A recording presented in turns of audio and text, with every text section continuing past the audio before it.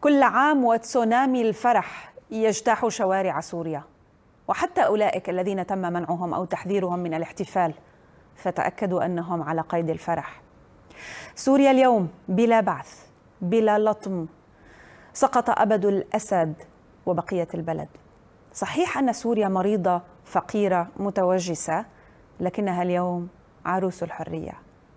ولمن قاطعوا الفرح أقول: اليوم عيد للوطن، كل الوطن، للمؤيد وللمعارض، للمركزي واللامركزي، للمحافظ والعلماني والوسطي. من حق الجميع أن يفرحوا، بل المطلوب أن تبالغوا في فرحة الحرية كي يعلم من يحكم اليوم ومن سيحكمون بعدهم أن هذا الشعب متطرف لحريته، منحاز لصوته وحقه بالفرح. الفرح اليوم حالة تمرد وإعلان نفير على كل من توسوس له نفسه مستقبلا بالقمع أو مصادرة الحق بالحياة.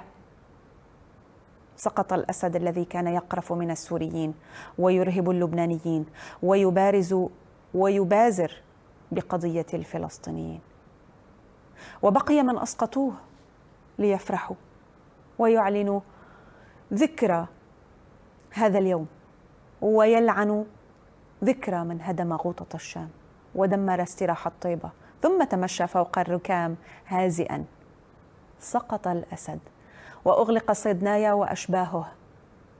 سقط الأسد، فبعد اليوم لا تجنيد إجباري يسرق عمر الشباب لسنوات، ولا فرع الخطيب يقاسم الناس أرزاقهم، ولا مخبرين يملؤون الهواء. سقط الأسد، واليوم عيد سوريا بكل من وما فيها. تزامن عيد التحرير مع خروج تسريبات لونا الشبل التي حاولت أن تكون في حياتها جوبلز سوريا، لكنها على عكس الأخير افتقرت دائما إلى الموهبة والإخلاص.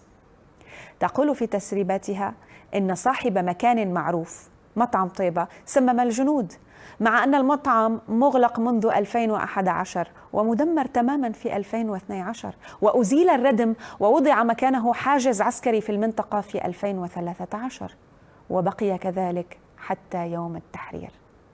أما الذي ادعت أنه هرب فقد مات في الفرع 215. لماذا؟ لأنه واجه، لأنه تظاهر، لأنه أسس مجلسا ثوريا، لأنه قدم ابنه وقدم ماله، لأنه ناهض الوجود الإيراني، لأنه رفض البعث. وهذه قصة سورية فريدة، هذه قصة كل الشعب.